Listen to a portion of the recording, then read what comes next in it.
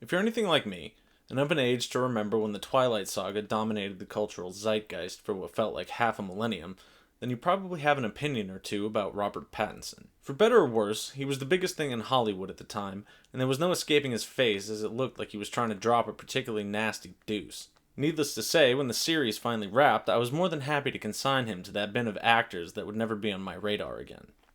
And for a long time, I was right. Then I started hearing about this movie called The Lighthouse. A tour de force for an actor desperately trying to crawl out of a certain sparkly shadow. It wasn't my cup of tea, but it definitely put Pattinson back on the map as an actor to watch. Then came Tenet, which wasn't his fault, and then the Batman exploded onto the scene.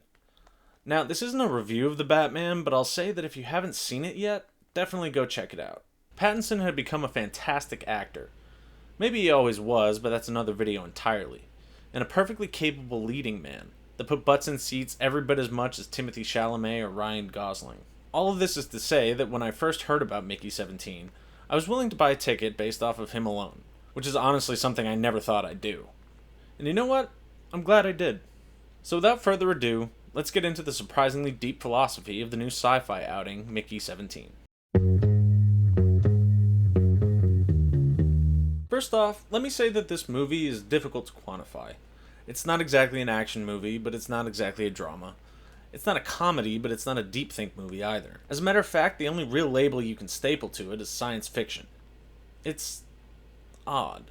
Gun to my head, I'd have to say that its central pillar is the philosophical and moral discussion around its core premise.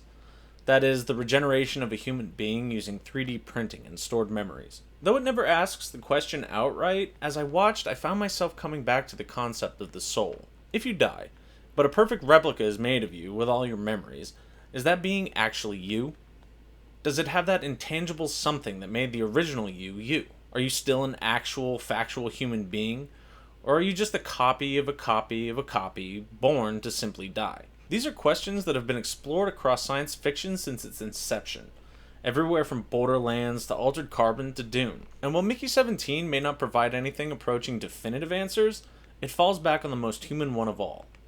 Even if you are a copy, you are alive, you exist, and your life has value. As I sat down to make this video, I began to realize that while Mickey 17 may not explicitly state its opinion one way or the other, it does lean in a very clear direction.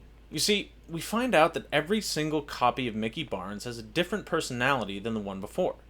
For example, our eponymous hero, Mickey 17, and his copy Mickey 18, couldn't be more different in their approaches to life. Whereas 17 will meekly accept whatever indignities are thrust upon him, 18 will lash out and attack anyone and everyone that gets in his way, to the point that he even makes it his mission to kill the leader of their interstellar expedition. So, while they may look the same and have the same memories, every version of Mickey Barnes is a wholly unique individual, a life worth saving, and a life worth living. This concept is paralleled with the Creepers, the indigenous species that the expedition encounters when they arrive at their destination, the planet Nilfheim. When one of their number is captured by the expedition and held hostage by the human leader, thousands upon thousands of visually indistinguishable creepers assemble to get it back. To the viewer's eyes, there is nothing unique about the captured being. It looks exactly like every other one of the creatures outside the ship. Yet an army of them gathers to take it back, because its life is precious.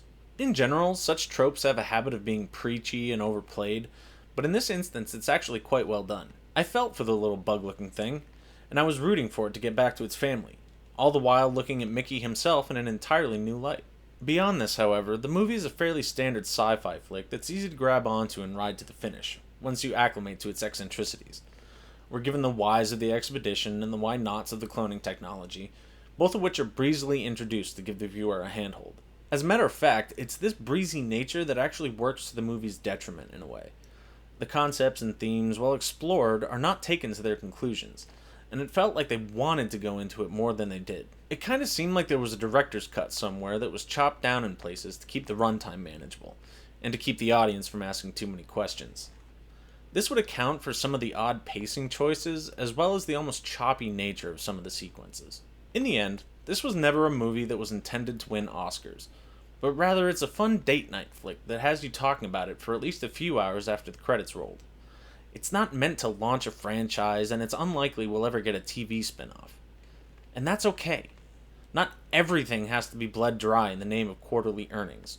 The writing and acting are both well executed, and the sets and special effects are strong, which is more than can be said for a lot of movies these days.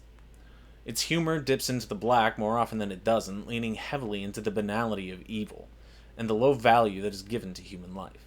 Unfortunately, Mickey 17 will probably be forgotten about within a year or two, and at some point it'll make its way over to streaming where it'll be viewed on a lazy Saturday afternoon.